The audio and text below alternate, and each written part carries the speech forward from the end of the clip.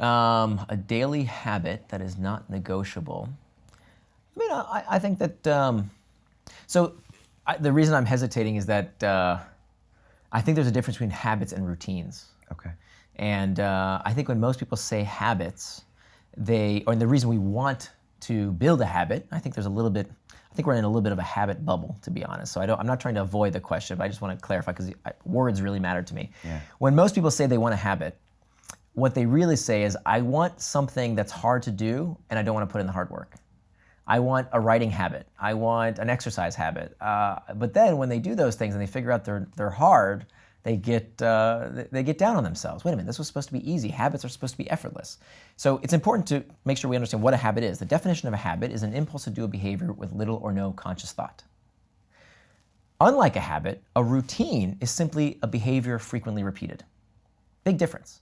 Yeah. So I have certain routines that are very important to me, right? Like exercise, getting good sleep. That's what a big part of time boxing is about, is making sure you have time for those routines. But the expectation that things should be habits is very dangerous. For example, with a writing habit.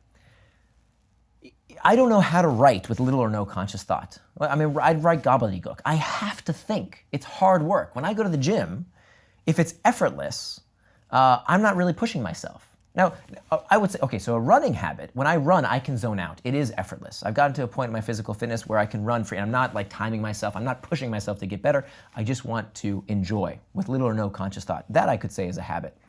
But when I push myself, it's no longer a habit, right? Because I'm working hard. So by definition, is not something done with little or no conscious thought.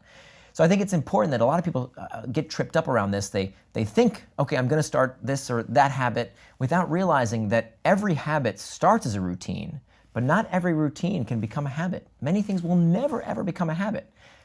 And that's okay. We should just know to expect that certain behaviors, by definition, will never become effortless, will always require hard work. That's just part of the process. No, and I appreciate you clarifying that as well. And so your non-negotiable routines are, you're active every day, your sleep is really important to you. I mean, there's certain things. Writing time. So I have time in my calendar. So when I travel, you mentioned travel, context changes our behavior. So I plan ahead for this. I know that when I travel, I'm promoting the book right now, so my schedule is determined by my publicist right now.